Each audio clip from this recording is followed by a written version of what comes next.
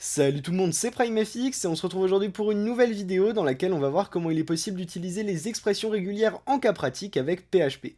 Juste avant de commencer, je vous invite à regarder cette vidéo qui apparaît à votre écran si vous ne l'avez pas encore vue, tout simplement parce que je fais une sorte d'introduction aux expressions régulières dans celle-ci de manière plus générale, et c'est dans cette vidéo également que je vous montre la syntaxe des expressions régulières.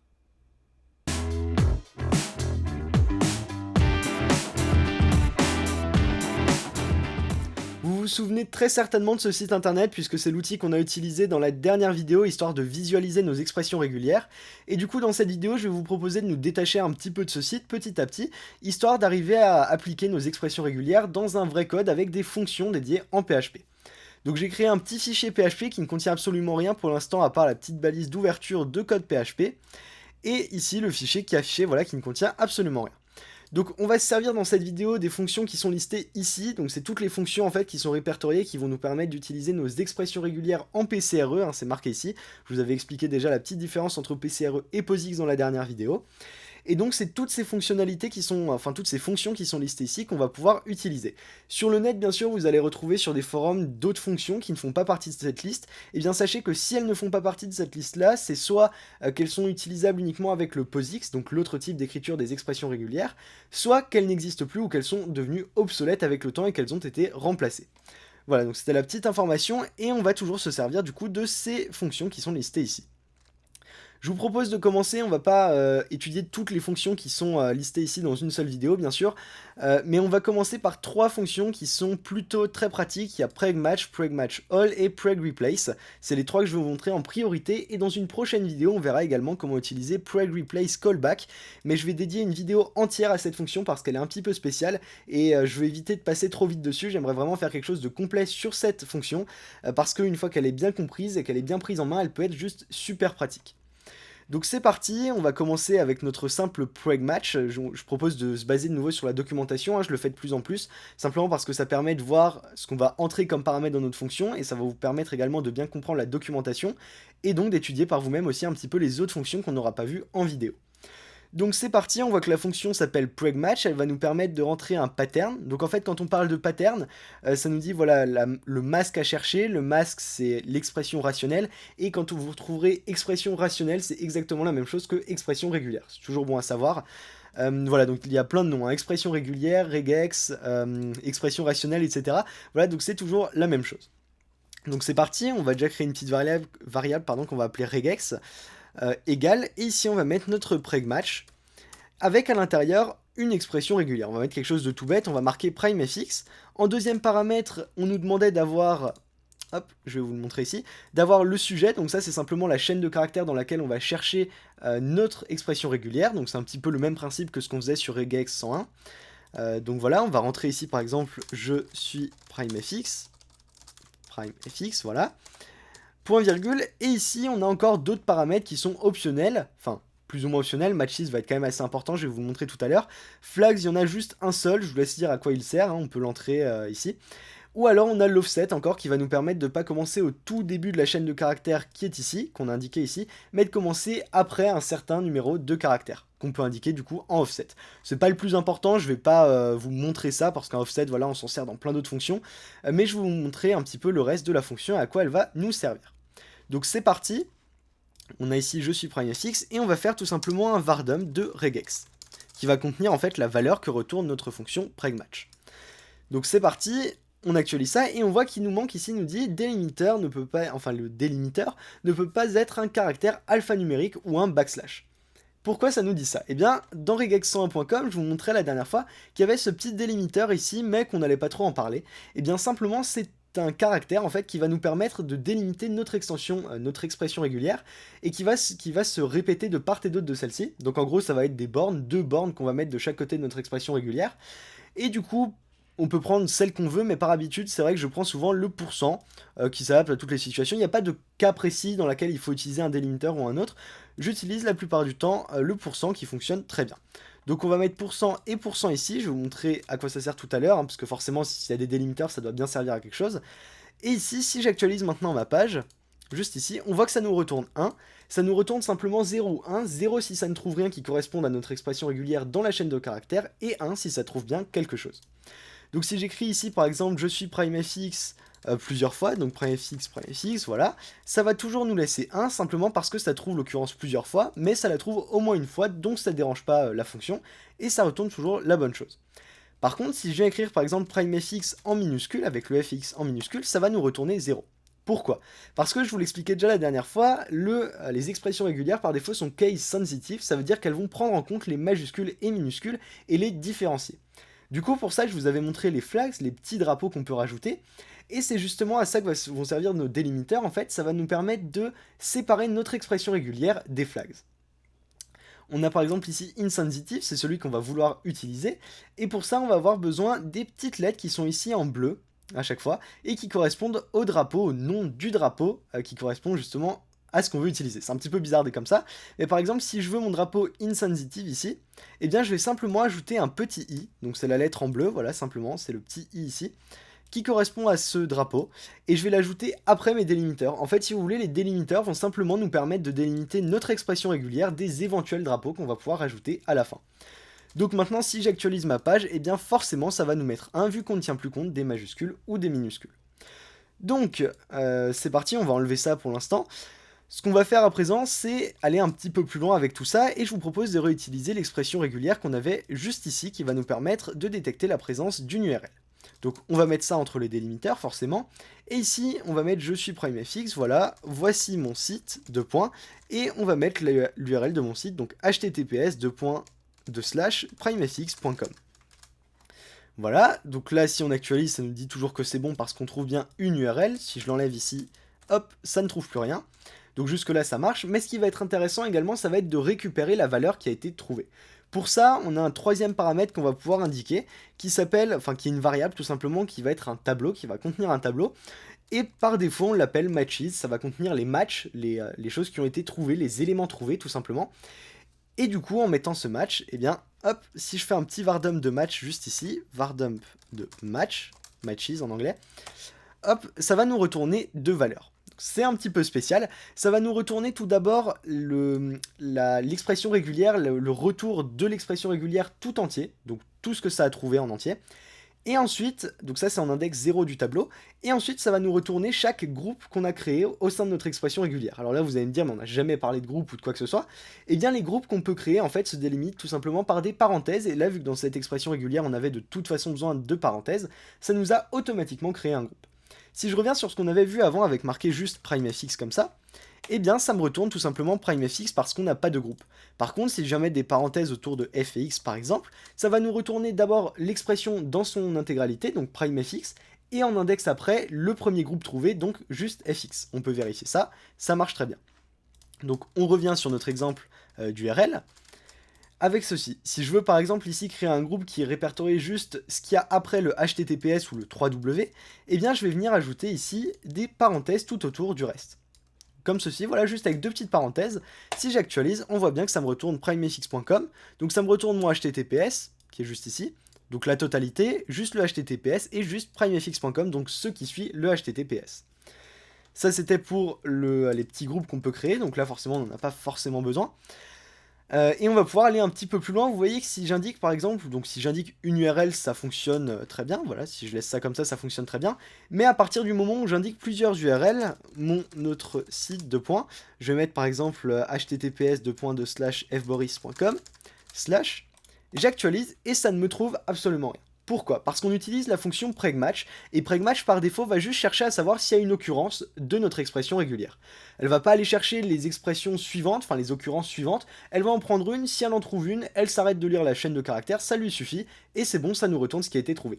C'est pour ça qu'on a pregmatch all, qui s'utilise exactement de la même manière que pregmatch, voilà, vous pouvez le voir ici, c'est exactement la même chose, c'est juste que ça va nous trouver toutes les occurrences de notre expression régulière, donc si j'actualise à présent, eh bien on voit que ça nous crée deux tableaux de base, donc ça c'est chaque occurrence qui a été trouvée, et dans ces tableaux, on va voir le sous-tableau, à chaque fois un autre tableau dans le tableau, qui va contenir les différents groupes que l'on a.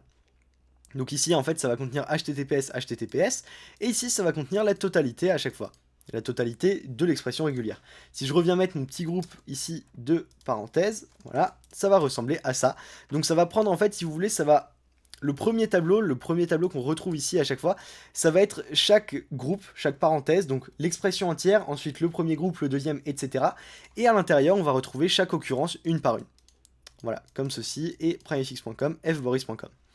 Donc là, on est déjà sur quelque chose d'un petit peu plus intéressant. On voit qu'on peut détecter, voir si on a différentes choses qui sont présentes dans notre chaîne de caractères. Donc c'est une première utilisation qu'on peut avoir. On peut par exemple faire un if et vérifier s'il y a bien une occurrence ou plusieurs de tout ça. Par exemple, si je fais preg match all, ah oui, vous avez peut-être remarqué, ici ça me retourne 2, non plus 0 ou 1, mais ça va me retourner le nombre d'occurrences de mon expression régulière. Donc par exemple, si je veux ici vérifier que, par exemple, mon expression régulière contienne bien 2 URL, eh bien, je vais faire if regex égale 2. Et ici, je vais pouvoir dire echo, votre chaîne de caractères contient bien 2 URL. Donc là, ça va être un peu dégueu avec les accents, vu qu'il n'y a pas l'encodage, je vais les enlever, hop. Et ici, ça me dit bien contient bien 2 URL. Maintenant, si j'en enlève une, ou si j'en ajoute une carrément, je peux en ajouter une, copier-coller la même, ça marchera aussi, et bien là ça ne me l'affiche plus parce que ça en compte 3 cette fois-ci, même s'il y a 2 fois la même, ça va quand même compter 3 URL. Voilà, si j'en mets plus qu'une, pareil, ça va également me compter une seule URL.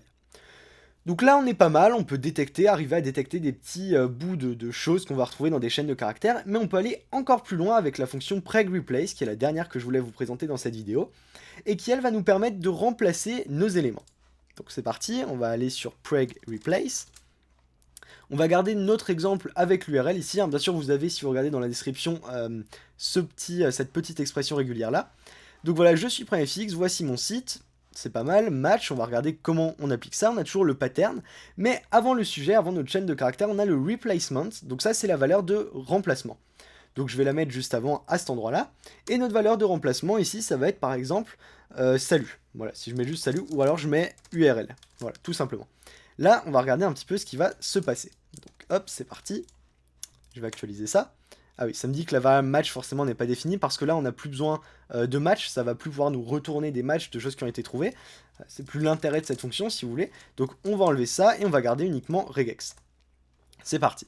On voit que je suis primefx, voici mon site URL. Bah, ça m'a remplacé en fait cette expression régulière là par l'URL, par le mot URL. Dès que ça trouve quelque chose qui correspond à cette expression régulière, ça nous le remplace par URL automatiquement. Donc ça veut dire un autre site, si j'utilise ça par exemple, https://fboris.com comme avant, et bien ça va également me le remplacer par URL. Maintenant il y a un truc un petit peu particulier qu'on va pouvoir utiliser avec tout ça. Je vais vous montrer ça. On va pouvoir utiliser par exemple ici des dollars. Si j'écris $0, vous allez voir ce qui va se passer. Ça va utiliser l'expression régulière de base. Vous vous rappelez, avant, quand on utilisait des tableaux, on avait en index 0 notre expression régulière totale, index 1 le premier groupe entre parenthèses, index 2 le deuxième groupe, etc. Et bien là, c'est exactement la même chose, sauf qu'au lieu d'écrire match 0, par exemple, pour récupérer l'indice 0 de notre tableau, et bien on va simplement écrire $0. Si j'écris par exemple $1, qu'est-ce que ça va me retourner? Bien simplement les HTTPS à chaque fois, on peut vérifier HTTPS et HTTPS. Donc c'est pas mal, on a déjà, je pense que vous voyez un petit peu où je veux en venir déjà avec tout ça. On va pouvoir écrire quelque chose de plus long que ça. En fait, il faut vous dire que c'est bien une chaîne de caractères, hein. J'écris pas juste $1, c'est pas juste une variable, c'est vraiment, si j'écris ça d'ailleurs ça fonctionnera pas, on peut vérifier, hop, ça me dit que ça ne marche pas. C'est bien à l'intérieur d'une chaîne de caractères et ça va automatiquement nous remplacer ce $1 par la correspondance dans l'expression régulière. Par exemple, je peux écrire ici le a href égale, donc $1, ce qui va être notre expression régulière, fermer ça, remettre mon $1 qui est le lien au final, enfin ça va être le $0 pardon, parce que c'est toute l'expression régulière, et fermer mon lien, et du coup si j'actualise ma page, forcément il faut pas que je le fasse en vardom, je vais faire un echo, hop, on va faire un petit echo, et ici on voit que ça m'a converti automatiquement les liens, donc dès que ça a détecté la forme d'un lien, en lien entier. Donc ça veut dire que si je clique dessus maintenant, et bien ça m'ouvre bien primefx.com, si je clique sur fboris.com, et bien ça m'ouvre bien fboris.com. Voilà, donc c'est le but en fait, c'est de venir convertir automatiquement quelque chose. On va revenir un petit peu dans la documentation, c'est vrai que on va un petit peu loin comme ça. On a également, voilà, limite quand même d'autres paramètres optionnels qu'on va pouvoir ajouter, mais c'est pas forcément, je veux pas m'axer là-dessus, je préfère vous montrer ça un petit peu plus en détail pour ces valeurs de remplacement. Sachez que voilà, on peut aller, en fait c'est cette variable qu'on a ici, le $0 qui correspond au texte de ce qui fait partie de notre expression régulière. On peut aller un petit peu plus loin, voilà, il y a d'autres syntaxes qui existent et tout ça. Par exemple, au lieu du $, ça c'était surtout dans les anciennes versions de PHP, on n'utilisait pas un $, mais on utilisait 2 slash. Donc c'est exactement la même chose, hein, si j'utilise ça, au lieu du $, voilà, exactement le même résultat. hop, je vais revenir comme ça. Je peux par exemple utiliser mon petit 2 ici, ce qui va me permettre d'avoir l'URL complète dans le lien. Donc si je fais ici, si j'inspecte par exemple l'élément, ça va bien mettre tout le lien, mais ici ça va me garder juste la suite, donc sans contenir le HTTPS. On peut par exemple faire ça. Et voilà, là on arrive à quelque chose d'assez concret qui va nous permettre de remplacer donc tous nos liens par des URL avec le petit A devant qui va nous permettre de rendre tous nos liens cliquables en réalité. Voilà, donc c'est à ça en fait que vont servir ces expressions régulières. Je vous invite vraiment à vous entraîner, à regarder le fonctionnement un petit peu de tout ça, voir comment ça va réagir. On peut créer encore d'autres groupes, venir ajouter du contenu, voilà, comme vous voulez. Mais c'est vraiment un truc qui peut être... Enfin, vous voyez que ça peut être très utile de toute façon, je pense qu'on le voit en exemple comme ça. Le petit problème ici, c'est que si je mets par exemple un site avec 3W points devant, et que j'actualise, ça va toujours nous faire une URL, mais il n'y a plus le HTTP devant, du coup dans le A, et bah ça va chercher ça pas sur une page à part, mais sur la continuité de notre page. Je vais examiner l'élément pour vous montrer. Ça va chercher 3W, mais il n'y a plus ce HTTP. Et quand on utilise un Ahref, il faut le HTTP pour dire qu'on veut être sur une autre page. Du coup, pour ça, bah forcément, là, j'ai pas vraiment de moyen de détecter, de voir si c'est un 3W au début de la chaîne ou pas. Ou alors, il faudrait une autre expression régulière, mais qui vienne intercepter avant ce petit $0. Et c'est pour ça qu'on va pouvoir se servir de l'autre fonction que je vais vous présenter plus en détail, qui est PregReplace Callback, qui va nous permettre de remplacer ça avec une autre fonction intermédiaire avant ce remplacement. Donc vous voyez que ça devient déjà, on arrive sur quelque chose de beaucoup plus complexe, et c'est pour ça que je ferai ça dans une vidéo à part. Donc je vous conseille vraiment de bien vous entraîner là-dessus avec d'autres expressions régulières, avec d'autres liens, avec d'autres formes, détecter par exemple une adresse mail et faire ça avec un mail to ou quelque chose comme ça. Ça peut être de très bons exercices, détecter par exemple une couleur en hexadécimal peut aussi être pas mal. Voilà, je vous donne quelques petites pistes d'entraînement. N'hésitez pas, comme dit, à vous entraîner là-dessus, à voir comment ça réagit avec les expressions régulières. Souvenez-vous bien de ces petits $0, $2 qui sont des sortes de variables internes à nos expressions et qui seront remplacées automatiquement dans la chaîne de caractères, qui ne sont pas vraiment des variables PHP, mais des genres de variables de remplacement, de substitution si vous voulez, je sais même pas si ça a un nom. Enfin voilà, en tout cas vous voyez à quoi ça ressemble. Sur ce, bah, c'est déjà la fin de cette vidéo, j'espère qu'elle vous aura plu. Si c'est le cas, n'hésitez pas à mettre un petit pouce bleu, à vous abonner. Vous pouvez également me suivre sur les réseaux sociaux, tous les liens sont dans la description. Et puis sur ce, bah, je vous ferai encore une prochaine vidéo pour vous parler un petit peu plus en détail de PregReplace Callback, hein, je me répète un peu. Mais voilà, entraînez-vous, n'hésitez pas à remettre un petit peu vos expressions régulières sur regex 101 pour voir comment ça réagit. Si j'utilise par exemple ma petite chaîne de caractères ici, voir ce que ça va me détecter, ça me détecte bien tout ça, voilà. Avec le petit premier groupe entre parenthèses et le deuxième ici, donc si je le rajoute entre parenthèses, ça va bien me créer mes deux groupes distincts, etc. Voilà, vous voyez comment ça réagit. Je vous montrerai avec PregReplace Callback, comment pallier ce petit problème de 3W ici, ajouter le HTTPS devant, sans que les utilisateurs aient forcément à le mettre pour que ça s'ouvre sous la forme d'un lien. Bref, sur ce, j'espère encore une fois que cette vidéo vous a plu et je vous dis à très bientôt pour de prochaines vidéos.